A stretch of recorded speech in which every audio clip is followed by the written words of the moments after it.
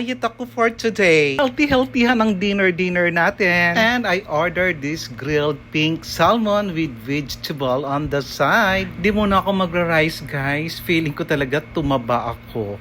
Promise. Kaya naisip ko, ituloy-tuloy ko na yung aking diet, guys. Dahil yung mga nabili ko mga damit, hindi na nagkakasya.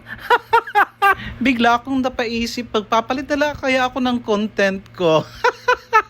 Ano kaya sa tingin ninyo? Kain-kain, Diyos ko, tumataba ako. Oh my God! Well, anyway guys, tuloy-tuloy na tayo. I-enjoy natin ang aking pink salmon na grilled. Ay, alam nyo ba dapat meron yung kasamang broccoli? Diyos ko, walang available. Kaya okay lang, carry boom boom na lang din yan. Pero nag-ask naman sila ng apology na wala daw silang stocks ng broccoli na ubusan. Ayan, green na lang. Yan na lang imagine ko na broccoli. Look at the lightings guys, no? Para ka talagang nasa kaharian, di ba? At napakalinis. Look guys, oh, ang lalaki ng tipak ng pink salmon. At ito nga, napapaisip ko kung uubusin ko ba.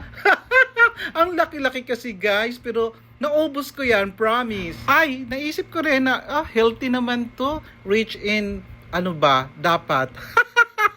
Vitamins. Rich in, ano ba, omega oil, ganon. Adi, ayan, ubos.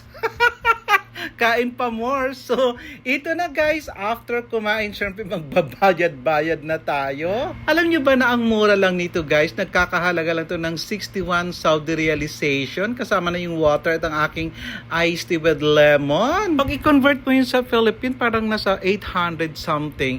Yun lang, till next time, bye!